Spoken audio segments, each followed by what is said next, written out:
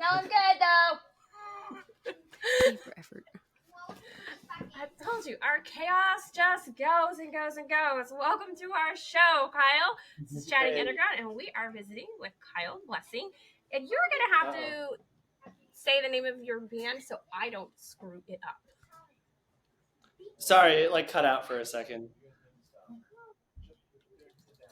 Oh, I just asked if you would pronounce the name of your band so I don't personally screw it up. Yeah, it's Diaphane. That is not what I thought. That sounds way cooler than how you originally pronounced it.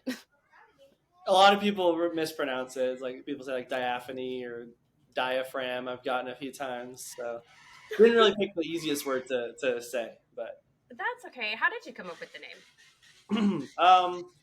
So I had my first serious band breakup.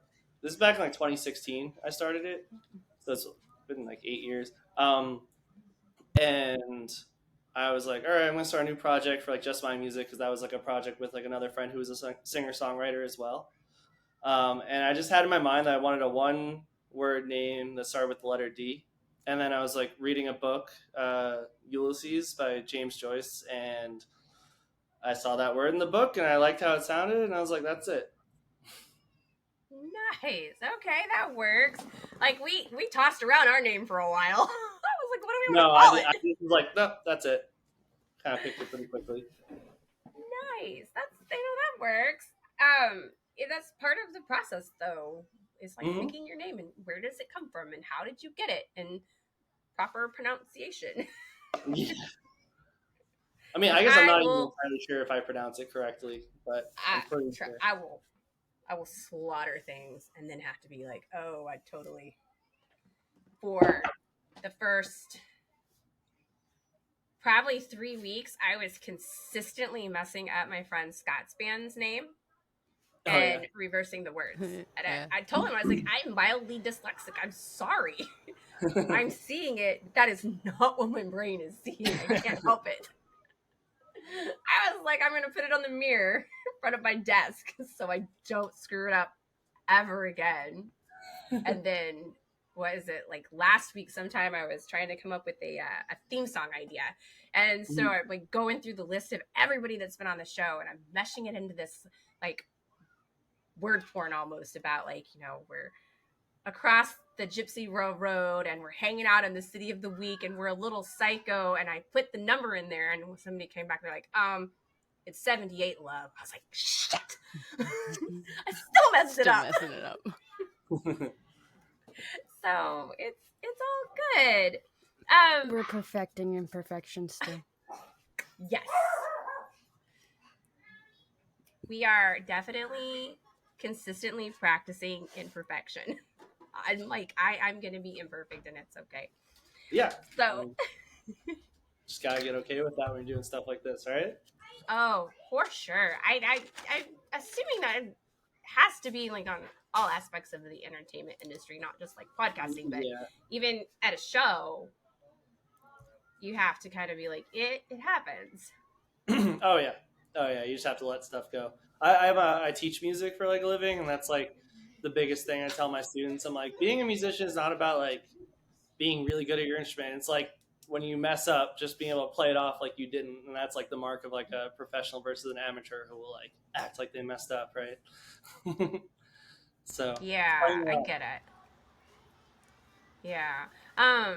So I did, as I was traveling down your kind of information of where you come from and how you got to where you were, I did see that, you'd already told me you grew up in Long Island. Mm-hmm. And I saw that you had moved to Philly in 2016.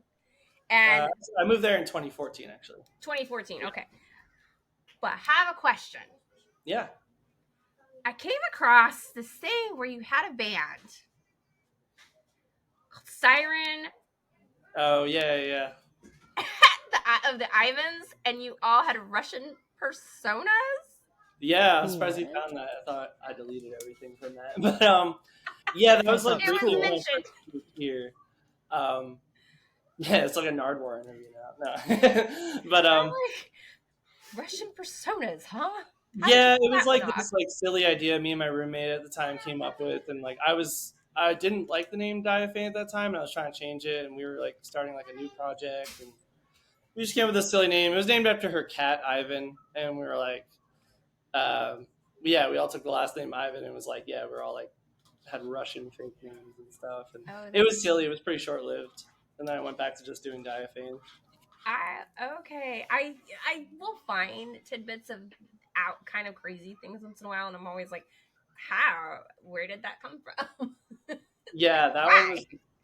Yeah, it was like her cat, and then like I don't know. I think we flipped through like some kind of like mythology book or something someone had laying around, and it was like siren, and yeah, just Okay.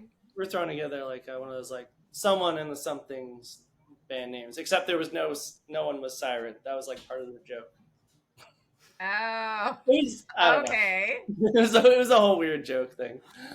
That's whatever. Inside jokes are the best. Sometimes, except for when you're trying to do public things with it. Like, that's fair. And it That's doesn't fair. land, you know. I can see that.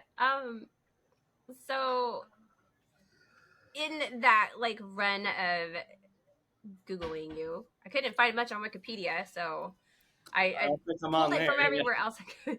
I do find a lot of stuff on Wikipedia about entertainers, though. Like, it is a great source because everybody like kind of pulls it. So some of it I know is true, and I can really use it. So I'm like, it stands a 50-50 chance that it's gonna be on.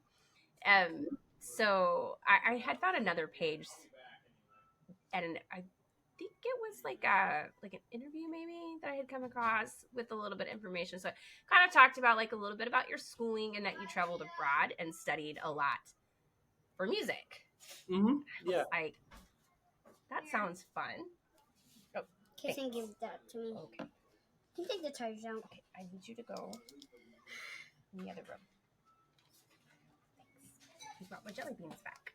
Nice. But so in your traveling abroad, I have some questions about kind of like your other people's acceptance. Like, when you were traveling abroad, did you find it easier to be more yourself in those things, or were you still like, I'm looking for my place? I mean, I was pretty young when I did that. Like, I was in Montreal for a summer when I was like 19, and I studied in Paris for a month when I was 20. So I was still figuring out who the heck I was, you know. But I do think that's kind of the cool thing about traveling abroad, because I didn't go with anyone I knew to either place. So it's like you can kind of just be anybody when you do something like that. So that was cool. I think those experiences helped me, especially Montreal, kind of figure out who I was or wanted to be. Away from, I mean, especially, yeah, because I was in Montreal for like 2 months, and it's just such a different place than the U.S. You know, it's like European, but it's also North American, and like it's just a very different culture there, which is surprising because it's so close. It's like 30 miles over the border, but yeah, like just the way they approach like life there, right? Like they're just so not work focused. Like they're all about just enjoying life, you know, taking pretty consistent smoke and talk breaks during work hours and not working too much, and you know, just enjoying life and then like the arts and stuff. And that was really, really cool. And it's actually like still my favorite place I've ever been is Montreal, and I've always wanted to move back there at some point because it's such a cool culture that they have going on there, and so many different types of art and music, and the community is really supportive of weirder things. And yeah, I clean for I have a cleaning company, so one of my clients, she's actually from Canada, and so she tells me all the time about growing up in Canada, and that they have what's called experimental farms. So you talk about being smoke breaks, and these experimental farms, they're pot farms. Oh, okay. Okay. So I'm surprised you can grow that far north, honestly. Right. They apparently have like some of the best weed in the world in Canada on these experimental farms. Well, I need to go there. I remember that. But she's told me several times about being like 16 and jumping the fence and going in, and they would like know how the lights like moved. Oh my god. And they would basically raid the pot farms. I'm like, just be like a whole prison out there. We got searchlights going. Yeah. right? So you're talking about Where's the like, barbed wire? So it just kind of goes along with what you're saying, is like that country itself is just so much more relaxed and accepting of oddities. Yeah. And I think especially like Quebec, that area, because it's like so French too. And so I think that culture is very, like French culture is really interested in supporting like weird art. Like the French government like really supports artists a lot more than here in the U.S. through like grants and stuff like that, so that you can support yourself as an artist if you don't make stuff that's for like everybody. And so I think that cool. carries over into especially Quebec. Awesome. Yeah, I would love to go visit what they call just over the pond. Yeah. Because she talks about it all the time to me and tells me all these amazing stories about all of the different things that are places I could go over there, and I'm like, but I have a kid. Can't go on vacation. Yeah, it makes it hard. I certainly haven't been on vacation like that in a very long time. So, and I don't even have a kid. Work. I love him, but it's a lot of work. Sure. So you teach music. You've traveled abroad, and then you moved to South Dakota in 2020 to reset and find yourself. Yep. Basically, I feel like South Dakota is a very odd place to find yourself. Yeah. In our experience, anyways, like South Dakota was where we were at. I was in a constant fight with the school over Alex. So for anybody to come back, and Alex wasn't a problem child, to come back and be like, I would define myself in South Dakota. I'm like, how do you find yourself in South Dakota? How did you wind up in South Dakota? Where did you throw a dart at a map and go, this is where Okay, I want to go? yeah. So I guess I could tell that story first. So my buddy that I went to high school with, and we played music a lot together, he moved out here like way earlier, like 2016 or something, with this girl. It's a pretty sad story. It was like the girl he was dating, her sister and her sister's husband ran a restaurant in Spearfish, which is like in the Black Hills near Rapid City. And then she died of an overdose, sadly. And they had a kid. And so the girl was coming out here to help take care of her niece. And Corey followed her, my friend Corey.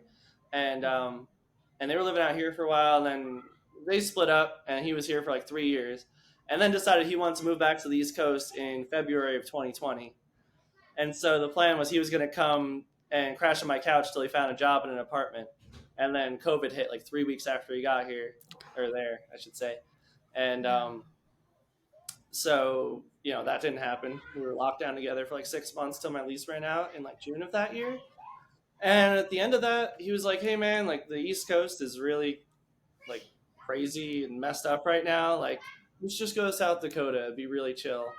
And I was teaching online at that point. So I was like, oh, I could live anywhere. And I've been wanting to get out of the city for a while. It was like hard for me. It was like, there's such a great music scene in Philly, but I feel like there's so many talented people with like huge like personas and like ego and all that stuff. And I found myself constantly kind of like second guessing myself a lot, I think, because I was around all these people who seemed so sure of themselves and who were so creative and cool. And like, I never felt like I was on that level or whatever. And I was always second guessing. And I wanted to go somewhere where I wasn't in a big music scene. And I was just kind of by myself to like figure out like what I like to do again. And like what how I want to represent myself and stop comparing myself to all these other people around me that were like really talented, but it was kind of daunting. Yeah. And it worked, honestly, and like I met like, a group of friends here after a few months. It was a bunch of just like weirdos that, my friends Dexter and Natasha at the time were running a DIY venue called the Cave Collective, um, and so I kind of fell in with like that whole scene. They were all like like musicians and DIY punk people, but it was like a really small community and like a lot of like it was like DIY punk queer community kind of a thing. I just had a really small Okay. group of friends, and I feel like they helped me figure out what I was about a lot more. Okay. Yeah, as I said, just South Dakota is just not.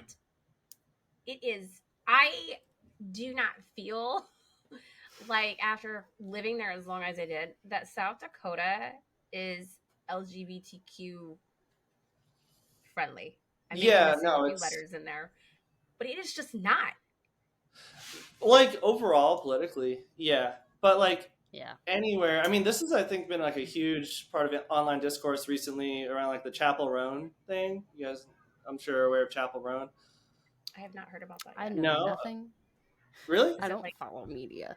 Okay, so Alex doesn't follow any media, and I get lost honestly in a lot of like cold case murder mysteries.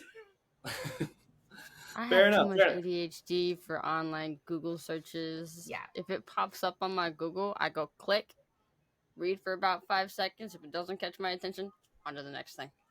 Fair enough. Just really Fair bad enough. about that. So Well, Chapel Roan is like she's kind of like a indie pop star, and she just started blowing up like in the last like since she had like a really big set at Coachella, and so she's been really big on the okay. internet since then. And she is queer, and she kind of does this whole like drag makeup kind of a look. Okay. And her music is like very very queer, and she's huge right now, right? And she lives in LA, but she's from Missouri, I believe, actually, like a small town in Missouri. And like she has this really big music video for the song "Hot to Go," and she went back to her hometown in Missouri and got like the whole queer community together there to do this like really gay music video. And she talks a lot in interviews recently about how people have this perception that there's just like no queer community in the Midwest, right? But like there is in every small town. It's just really small a lot of time or like kind of underground. But there are, like there's more people like that in cities and it's more normalized. But like there are big communities for that everywhere. And here, I mean, we just had our first Pride Parade like 2 weeks ago in Rapid City, Nice. and That's awesome. yeah, and like my buddy Dexter for a long time was running this. Well, he was running the Cave Collective, and then he was running this bar called AB's, and they have like drag shows probably once a month there. So there's like a pretty great queer community that's been like growing here, and just in the time that I've been here. Um, That's awesome. and so I And found it to be supportive. that makes me on the inside like happy because I remember like there was a time where like we were in Sioux Falls, and Sioux Falls, like when Alex was in school, was just awful. Yeah, Like Alex is always in trouble, and it was like Alex wears too much black, and Alex does this, and I'm like, what's wrong with black? I show up and I'm like all in black to argue with the teacher about what my kid is wearing, and people were always kind of like side eyeing, and we still have issues with it when we go places. They still kind of side eye Alex, like, are you supposed to be going in that bathroom? And I'm like, you got a problem? So, when Alex was younger, we threw rainbow parties. Through what parties? Like, I would rainbow parties. Oh yeah, hell yeah. Where we would have like everything was like different colors of rainbows, and all of Alex's friends would come, and I'm like, this is your safe space, because at that time, like, there wasn't like an openness Right. about. And like what kids. year? What like time? This was back in 2011. Okay, I mean that makes sense. I mean, I grew up on Long Island, and there was a ton of homophobia on Long Island in 2011. Like I think that was just that time. And like I think all over the country in the last, 8 years or what, yeah, probably 8-9 years at this point since gay marriage was legalized. Like we've seen. I think it's just being more and more normalized and okay. And like So even have you here. noticed have you noticed like a change in the industry from like when you started to now about that acceptance? Like how Well, like, so I your started. music style and expression is being accepted by the Yeah. industry? Yeah, I mean, like, I don't know how much I feel like I'm part of like any kind of music industry in that sense, right? I've always been more part of like the DIY community, but I Oh, feel like you're in that, part of our underground community. yeah, exactly, underground I stuff, right? still And so I don't feel like understand that. what the genre was. What's She that? tried to Oh, what explain his it, genre and then they I just are. got lost. Oh, technically, if you look it up online, their band is listed as a queer country indie rock with a Is that the hint one of that Pink ended up Floyd. on my like list? Yes. Maybe. She's got my other computer and it's signed into all my stuff. And she put your song on my like list, and I go and click my like list, and I'm like, that's one way to make sure I actually listen to the music she sends me. So I'm sitting there and I'm like, okay, this is good. I don't remember the name of it. It's still I on there. believe that was the one in my mate's arms. Oh, in your first Yes. mate's arms. That's That the one. one. Yeah, Yeah. yeah. Oh, Yep. cool. Yeah, That I one's clicked it because I was stuck going on to my add list. it to. We have a Chatting Underground podcast YouTube music list that Oh, I like a playlist that I have made shareable to where anybody can click on it, and it gives you an idea. Gives an idea of basically who's coming onto the show, who we've already interviewed. That way, people can stay up to date with what's coming on to the show. okay. Yeah. Yeah. That's So, neat. you got stuff on there. We've got a lot of the prior people on there, and then I think she's gonna add. I think she already had some Rhett Miller on there. I do, but I have a couple more of his songs to add on there actually, because as I had told him when I popped on, I was actually listening to some of his stuff, and I was listening to your older album that you have listed with the I Am a Window. Mm-hmm. I think the album was called Portraits. Yep. Yep. And that's where I'm like, you have a little bit of a Pink Floyd sound in that album. Yeah, I don't know totally. if anybody has ever told you that. No, I've definitely gotten that. Especially, there's another song in there, "To Break Your Own Heart." It's got this like Yes. saxophone solo on it. It's like very Pink Floyd, which I didn't realize till afterwards. I love it. Oh, that's cool. I grew up. This is where like on our all of our stuff it says, you know, taking the old with the new and bringing underground above ground, and this is where, because sometimes Alex is like, I have no idea who you're talking about, Mom. So Alex might not understand the Pink Floyd reference, but I did. I do. I picked. Thank you.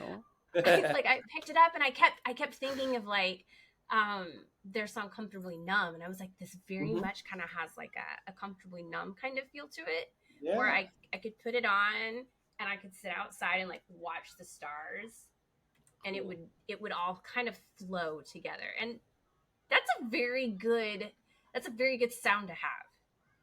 Cool. Yeah, that was kind of the goal with that album. Was like the whole thing kind of runs like into each other. Like each song kind of runs into the next, and I really like to think about like kind of movies when I make an album, and like to feel like it's sequenced like a bunch of scenes in a movie. So that was kind of the goal. So I'm So glad that it it like landed. tells a story. Yeah, but and then you hear this new album, and if I had my dates right, this new album has only been out for a couple of months.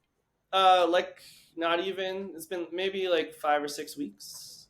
Okay, and they sound so different. Yeah. Like I can hear more of the country indie rock in this, where the other one definitely doesn't have that Oh sound. yeah, no, So, that's just an indie rock album for sure. so in the future, are you sticking with more of like the same sounds you have now, like with No, this new CD? no, No. no. I feel like so like a lot of my idols are people like Beck or Wilco, Okay. or Radiohead, David Bowie, people who are like what's that? I said I like Radiohead. Yeah, Yes. they're amazing. And all those bands, those are like a lot of my favorite artists. And I feel like from album to album, it's like very conceptual and it's like a whole different concept each album.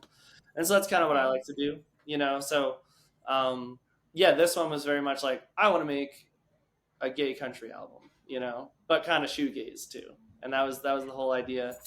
And kind of with this one and with Portraits, it was like I kind of envisioned like the album cover and then like a theme for the album.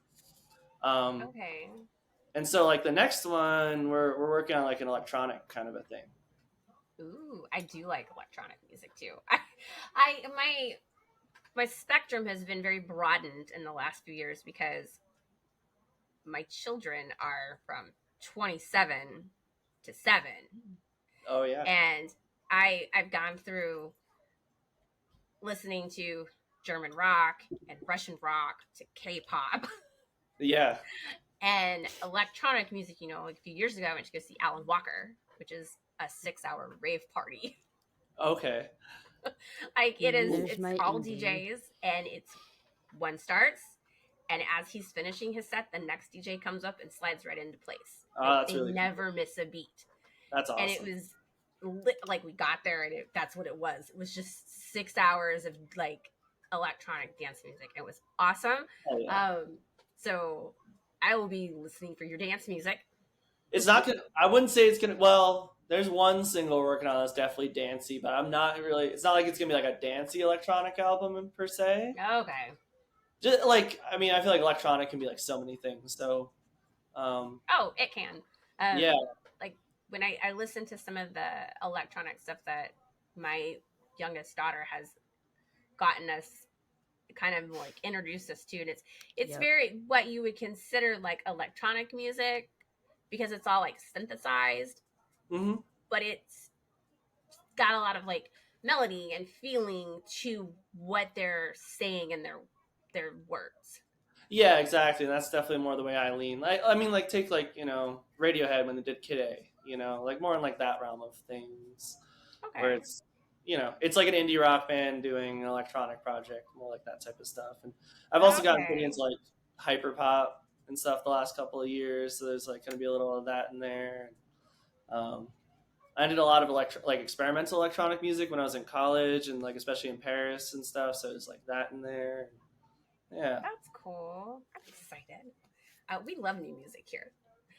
Always. I would hope so. You're a music podcast, right? Yeah, but we really like it when the people that we're kind of following from this point, or they come into us, like when they drop something new, we're all about it. Like I want to throw it out to the whole entire world and be like, you have to check this out.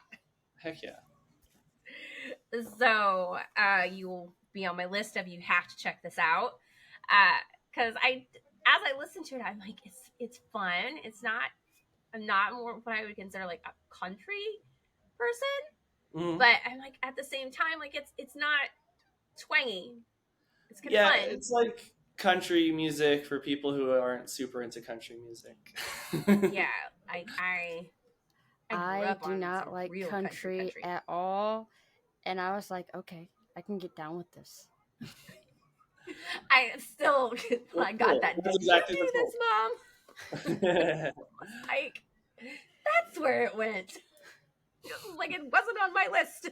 It didn't go to the right spot. I was expecting my heavy metal to start because that was the last thing on my list, and then that pops up, and I'm like, okay, I guess I'm cooking my steak to this, and then I'm just sitting there dancing to it in the kitchen. It's like I have no clue what it is, but this is awesome.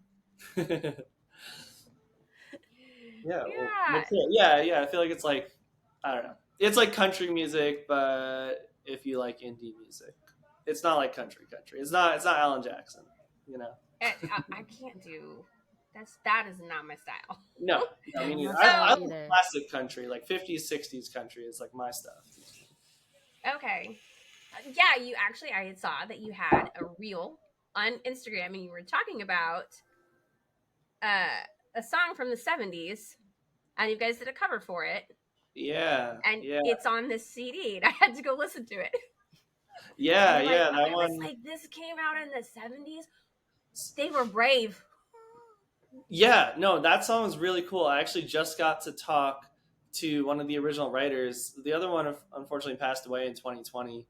But I emailed them. So I'm like, hey, we covered your song.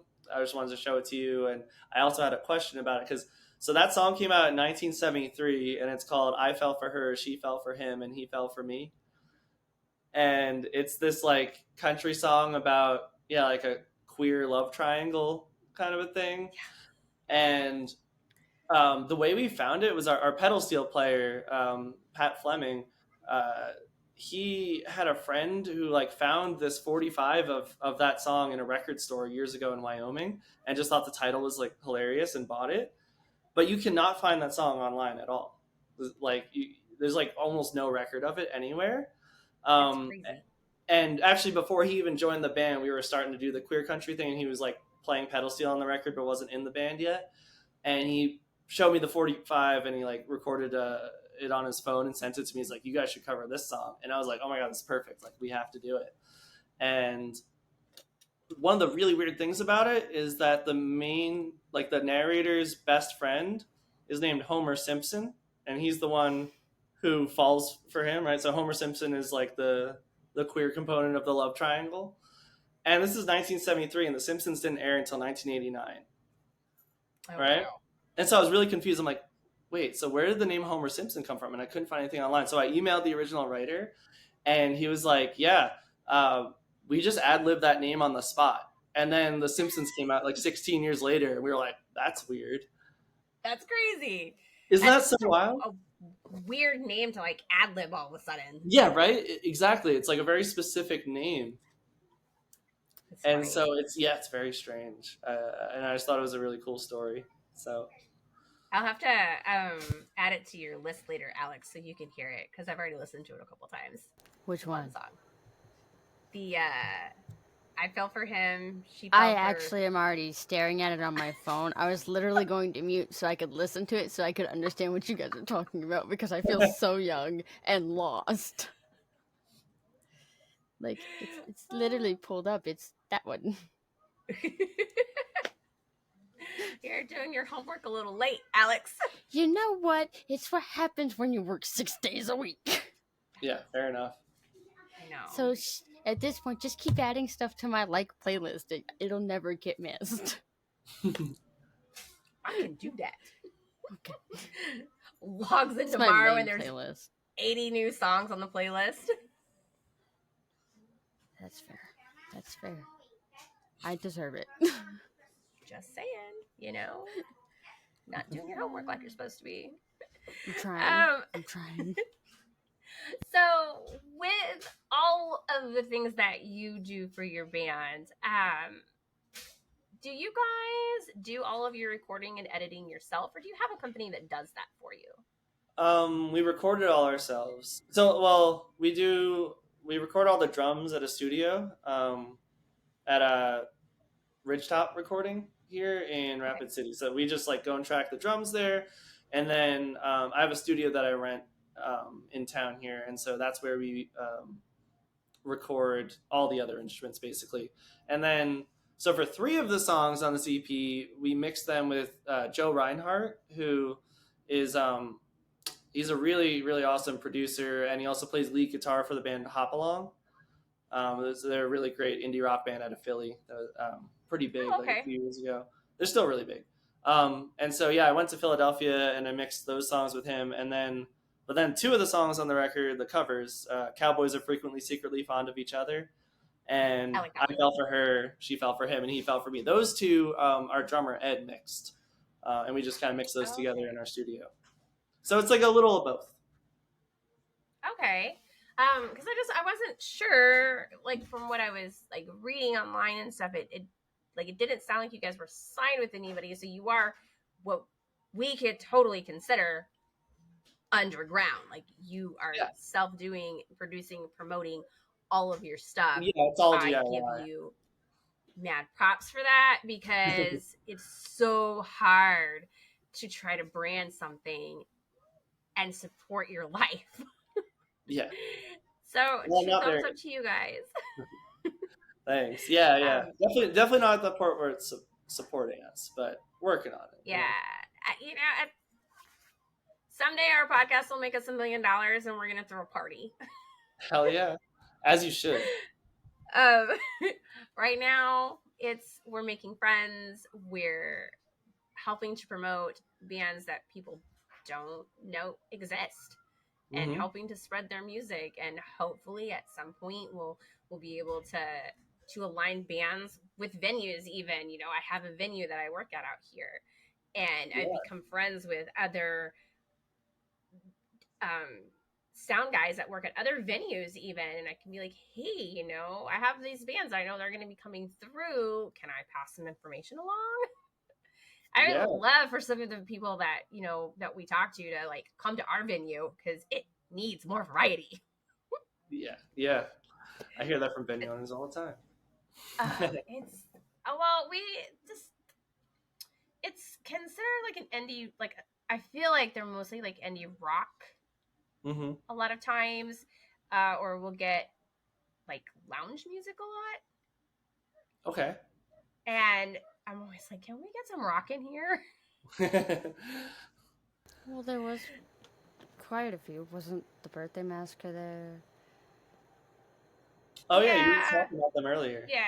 And I mean, we And just went Pale and saw Blonde Waves. Shell there, but Blonde Shell Oh, too. I in love between, Blonde Shell. You had Blonde Shell at your venue? yeah, It she was was Oh, just that awesome. is there so cool. I last love her month record. in May. She was with a local band here in town called Cordelux opened for her. They That's were a They lot so of were fun. rad. great. Yeah, I Yeah, love her record. That was one of my favorite albums last year. but like in between Blonde Shell, which was at the beginning of May, we have all of June and into the middle of July before the next like rock group comes through, and it's Mystery Skulls. Mystery Skull. Like I don't know that one. They're I good. Okay. I I had like picked them. up the song and I was like, Pick it oh, up. I know, I like these guys. And Alex is like, I've been listening to them forever. I was like, I'm behind times. Because a lot of times that's what we do, is we like share music all the time Yeah, yeah. with like each other about Her things. taste And in then music is my taste in music. a lot of the times, and sometimes I get no mom, no. Yeah. But then, you know, when I book somebody to come on and chit chat with us, I start flooding Alex with their music. Like, you have to check this out. You have to check this out. It's like 30 minutes and I got 20 different songs. And I'm like, Mom, Yeah. I'm at work. So I don't have time to click them all. Right. I could try. Sorry, can't help myself. So this is fun. I like this. So I know that we like kind of like, I think we started to touch base on it, and then we got sidetracked on something else because we were talking about like changes kind of in the industry, and you were talking about how like you don't really feel like you're like part of the industry yet, but can you even like view it from like, you've seen how other bands have been part of the industry, and have you seen changes in how they have been accepted more, or like had to like push harder through the years to be accepted just because of where they stand and how they represent themselves? Yeah, I mean, are you talking about like queerness, like in the music Yeah. industry? I mean, I think it's like anything. So that's kind of where I was going with it. Is like I've always been part of the DIY community, and Yep. so I feel like the DIY community and the queer community overlap a lot. Okay. And so queerness was like very that was a big part of DIY shows, right? Like queer bands and stuff, and it was underground. And of course, that happens for a few years, and then for a while it's shunned, and then all of a sudden it gets big enough that the music industry is like, oh, we're going to decide this is cool now, because all these other people decided it was cool first that were doing it underground for years. So I think that's always how it goes, right? It's just like the same with Nirvana and punk, right? Punk was not part of the music Right. industry. Then they found Nirvana, and they're like, oh, we can make money off of this. So now it's cool. Now it's part of the industry. Same thing with queerness, like now the record labels or whoever's making money in the music industry right now is just like, oh, we can make money off of queer artists now, so now we're going to be okay with That makes me so angry. it. It really does. It makes me angry, because so many times we've had to like fight for the things that Alex wanted because of other people's viewpoints, and to then know that you've had to fight for that, and I just like, oh, just makes me angry. Yeah, I mean that's just kind of always how it is though. With fringe things like that, I think that's always how it is, right? You know, all the time. it gets easier for the next group of kids. You know, every Yeah, 5-10 years. everybody's evolving, and mindsets will change as time goes on. So it just gets a little better. I mean, yeah, exactly. I mean, hey, we just had our maybe first one day period. they'll stop kicking people out of the bathrooms. Yeah, That'd be great. That's my job. Don't mess with that kid. I will come for you. It was a gas station. Oh my god, we were at a truck stop, and all I hear is her yelling from outside the bathroom. And I'm just like, poor lady. Oh man. Yeah. Lady kicked me out. Still fighting that one, right? I was so mad. As you should be. Yeah. That's awesome that you're supportive like that, you know? Like, I was like 15. yeah, that's really great. Not everyone, not everyone's parents at that age were supportive of this. So that's really great. Yeah. And it, like, I tell people all the time, I'm like, I will not just defend my own. My home, my space, it is your safe space. And I will defend you too. So we used to go to festivals together, and I would be like a hawk, like watching all of those kids. Like, where are you at?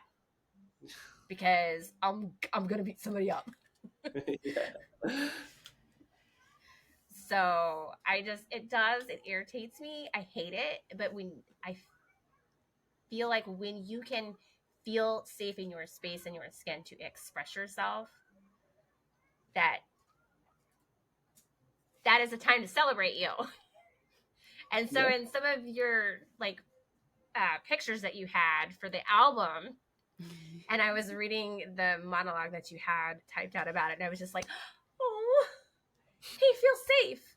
I love it. I'm like, this person has found themselves in a creative space, and I love that for you so much. Yeah. No, it feels really good. It does. So do you wear the big hat all the time?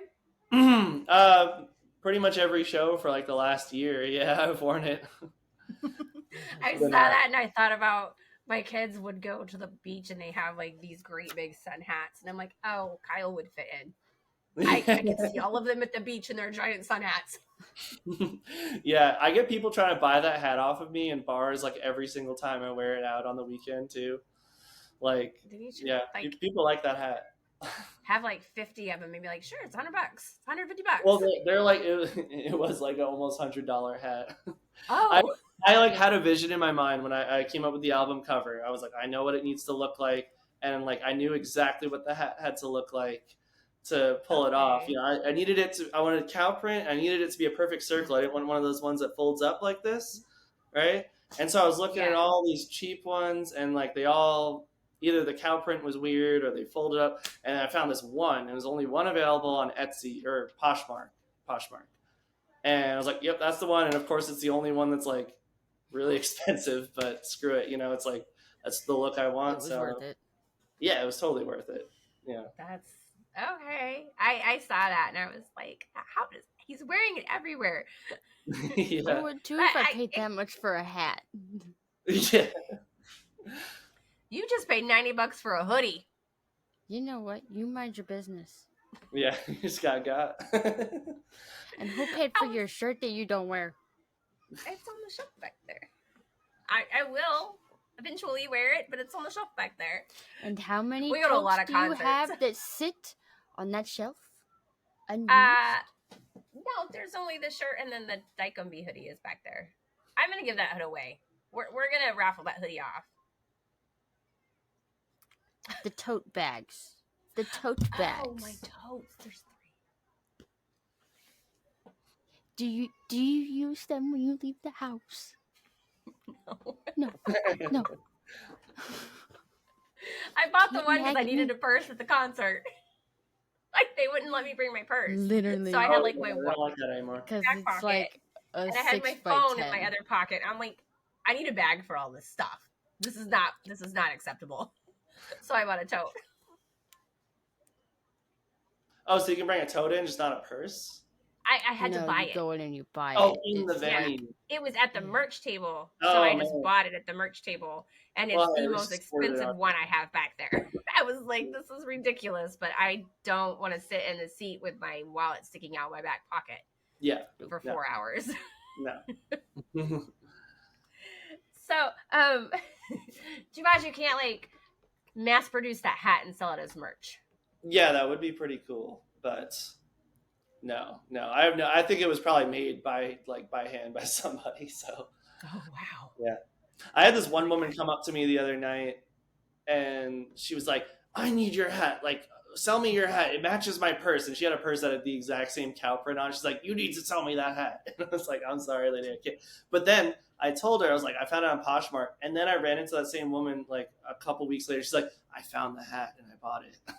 Nice. It's so funny. That's funny. That's how it works, though. I mean, you wearing that hat got whoever made it another client. Exactly. Yeah. So that's how the world goes to work. Mhm. Do you guys have merch that you sell at your shows yet? Yeah. I literally just made a video before this podcast about I just had some tapes made of the EP, and we made 2 different covers. Oh. I actually have them right here. Can I show you? Because I'm really excited about it. Yeah. Yeah. Wait. Actually, do I have 2 copies out already? No. Yeah. These. So I bought Photoshop and learned how to use it just so I could design these. So like This kid is like a whiz at Photoshop. It's insane. Yeah. I'm trying to learn because it's so fun. You can just do so much with it. I took our logo and I had to modify it because I did not like it whatsoever. And I made it bearable. Oh, hell yeah. Yeah. Not only 4 that hours has like later. added animation to it Oh, that's cool. and all kinds of stuff. Damn, you got an It's animated great. logo? I would have no idea how to do that in Photoshop. That's Yeah. cool. Kid got bored one night. I woke up. We did a like a quick episode, like a review episode or something. And I wake up the next morning with I was bored last night, and I get 3 different versions of it. I was like, oh, okay. Where did this come from? Right. That's cool. So I'm sure as you dig into some Photoshop a little bit more, you'll be able to start animating stuff too. Yeah, no, I You want can to. animate Yeah, it in I just saw Photoshop. the I did it friend- online. You did it online. What? Yeah, Canva. Oh yeah, I was using Canva and then I switched to Photoshop recently, but now I'm kind of using both because I'm realizing one's good for certain. You got Photoshop, Illustrator. I think you can animate stuff in Illustrator. Okay, I haven't used Illustrator yet. I haven't tried that. If you got the whole pack, you can. I did. I personally use Affinity Photos. Oh, okay. Affinity Photos. I don't know that one. Yeah.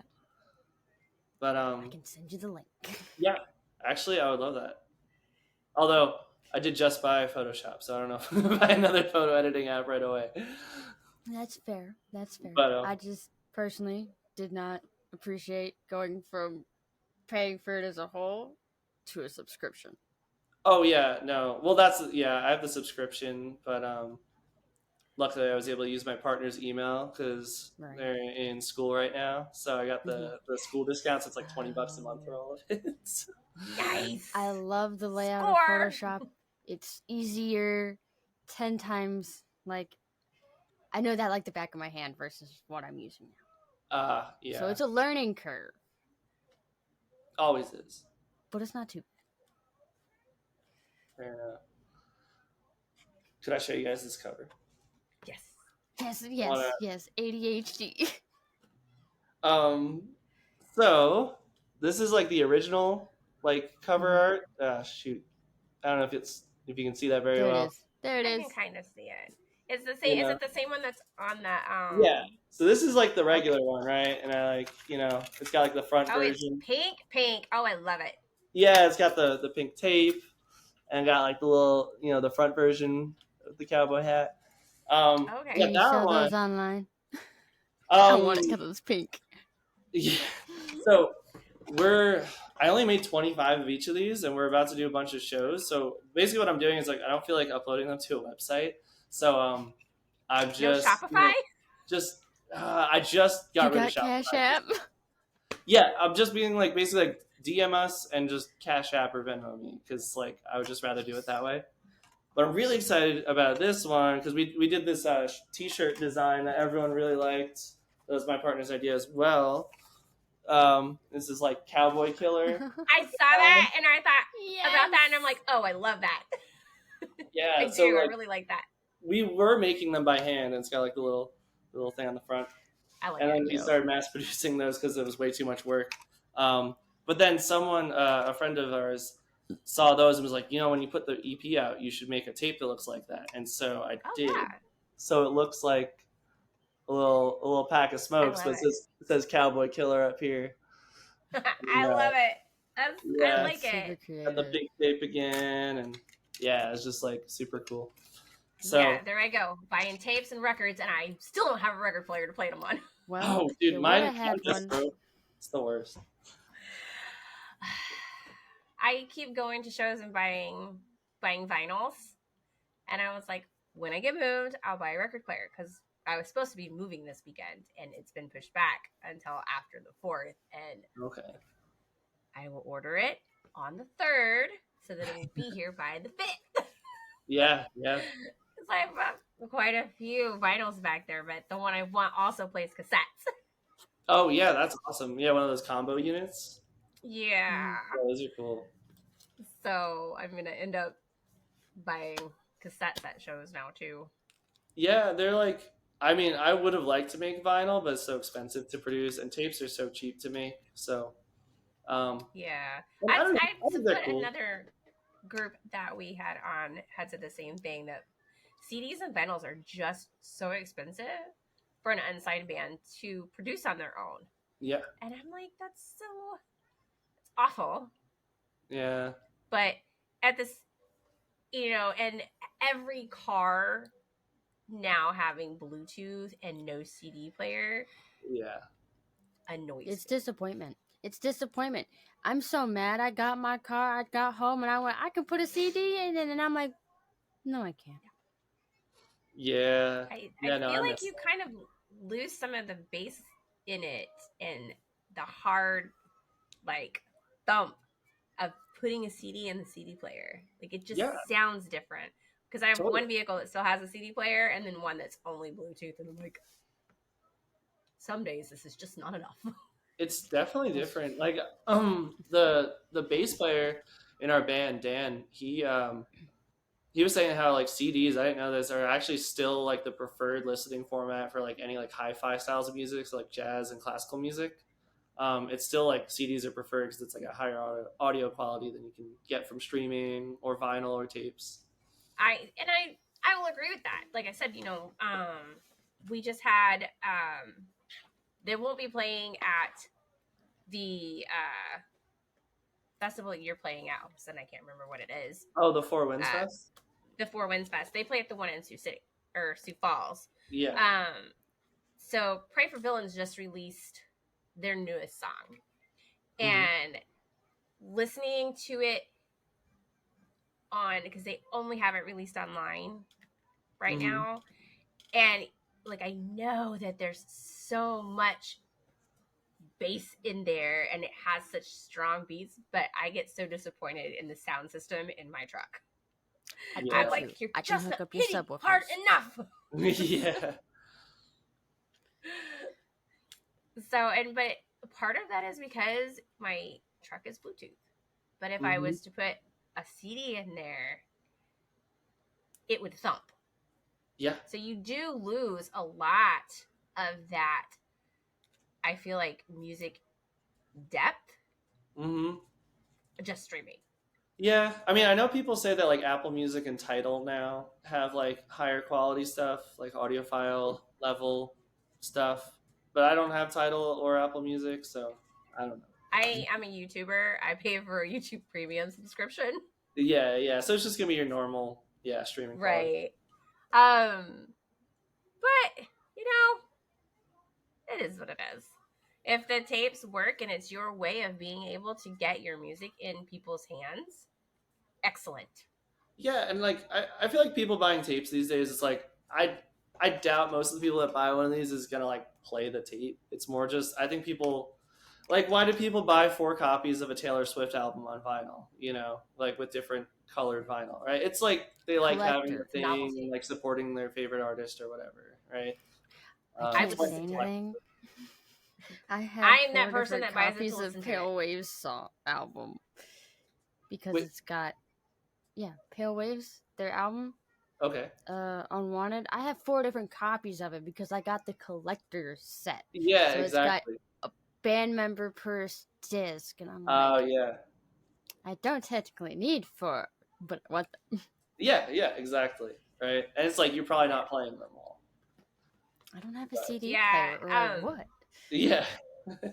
the oldest one of my children has a thing for like VHS tapes because it has a VHS player and we'll still watch them and is always like, can we buy a cassette when we get to a show? And I'm like, we don't even have a way to play it yet. She's like, but we will. Exactly. True. And she is that one that would buy your cassette and then come home and play it on repeat.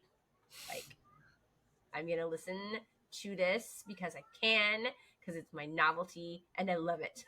Yeah, and I feel like tapes have a cool little sound in themselves too. You know, that's Until like they get stuck, where you gotta roll them with a pencil. Well, I guess if you ever do that, rewind it with a pencil. Yeah, I mean, I guess just use my pinky. I don't think you can fit your pinky in there. No, probably not anymore.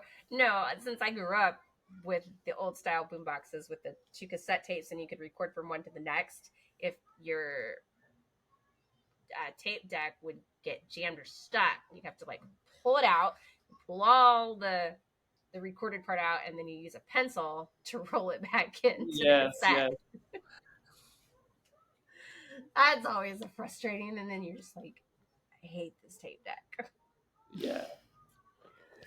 It's temporary hatred. Yeah. So you love it, right? Yeah, it was definitely a love-hate because I'd be like, stop eating my tapes. But, and then, CDs were released, and now vinyls are back to being a thing, which is crazy.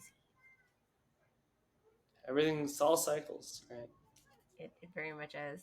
So as we are, we're getting close to the end of our time. It went so fast. I just looked up to see what time it was.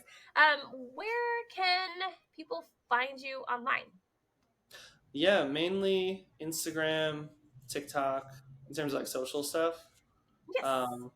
And then obviously, all the streaming services, Spotify, YouTube, Apple Music, all that stuff. And Bandcamp. And then if you want to buy it and support us. Okay. And then you have upcoming shows in the Rapid City area. Do you guys tour outside of the Rapid City area any? Well, you said you did Minneapolis. Yeah, we're doing quite a bit of outside of town shows this month. So tomorrow we're going to Minneapolis, and then we're playing Bismarck, North Dakota, the day after that. And then next weekend we're at the Four Winds Festival in Rapid City on Saturday. And the weekend after that, we're going to Billings and Missoula in Montana. Oh, wow. Do you bring yourself out to the East Coast any? I want to. I mean, that's like where I'm from, but haven't become done that. One of our big questions. Like, when are you going to be out our way? Yeah. I mean, I'm like not sure at this point, like it really, things can always change pretty quickly with music. So maybe at some point, we'll have an opportunity where it'll make sense to do that. No plans at the moment for that, but I'm hoping sooner than later. I want to go play the East Coast again. I miss it, It's wintertime. You should come out. Yes. From October to May. Because you guys have snow in September. Yes, exactly. I was thinking the same thing. It's so hard to tour here in the winter. Oh, I can imagine. So, I have a friend that lives in Rapid City. Snow. Yeah, I have a friend that still lives in Rapid City, and he's always like, I should come hang out at your house for the winter. I was like, why are you not here? Why are you freezing? Oh yeah. My first winter here, I got here, and then it was February, and it got to like -20, and I had never experienced cold like that in my life. And I was like, oh my god, this is another level. Yes, South Dakota it's not to your bones, it is to your soul. Oh yeah. It is cold and it does not warm up. People do not understand that when it gets cold in September, it does not warm up until May. Mm-hmm. You are walking around in parkas. It is cold. Oh yeah. Oh yeah. There was one year in Sioux Falls where it got to hit, like, with wind chill, it was like -60 degrees. We Yep. couldn't get our cars to start. We were advised not to go outside. I was like, turning the heat up, like, please don't fail me now, heat. It is, just even to take the dogs out. I was at the point where I was like, you know what? I'll put a puppy pad down. Yeah. You're not opening that door. Yeah. No, it got like that. There was like a week this winter where it did that too. Yeah, it was like -60 with wind chill in the hills. It gets pretty damn cold like up in the Black Hills. Yeah, like we get like, and you know how it is, like 1 week of winter. I mean, down south, yeah, you get yeah, you like 1 week of winter here, and then it's 50 the rest of the winter, and I'm like, right. I can do this. Yeah, that sounds really nice. Yeah, I've never lived. I got here and I was like, I'm never going back, never going back. And then one of our friends is throwing a huge party for his birthday at Biggs in Sioux Falls, and it was like, I have to go back in the wintertime. Ugh. I mean, it's for a party though. That's fun. Yeah. But it's like a novelty that it's so cold. Yeah. You know what? I will just drink my way through the cold. There you go. That's the classic South Dakota way.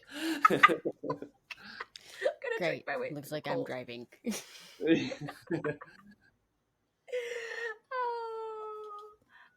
Thank you, Kyle, for coming to join us. Thanks. It's been a pleasure to talk with you. Get a feel for who you are, not just your music that I've been listening to. And I am excited to see where you go and how your band evolves with all of your new music that you're going to be putting out in the future. And I hope that your Four Winds Festival is absolutely amazing. Thank you. We have just interviewed with Matt from the Outside Kids. I know they're going to be there too. Yeah. Matt's a good buddy of mine. Yeah. So he actually sent me your way. Yeah. You were saying, yeah, Matt's great. Yeah, their band just played in the parking lot of my building like a couple days ago. Oh, nice. Yeah. I like them. They're fun. So yeah, they are. Thank you so much for coming to join us. Yeah, thank you so much for having me. It's been really fun.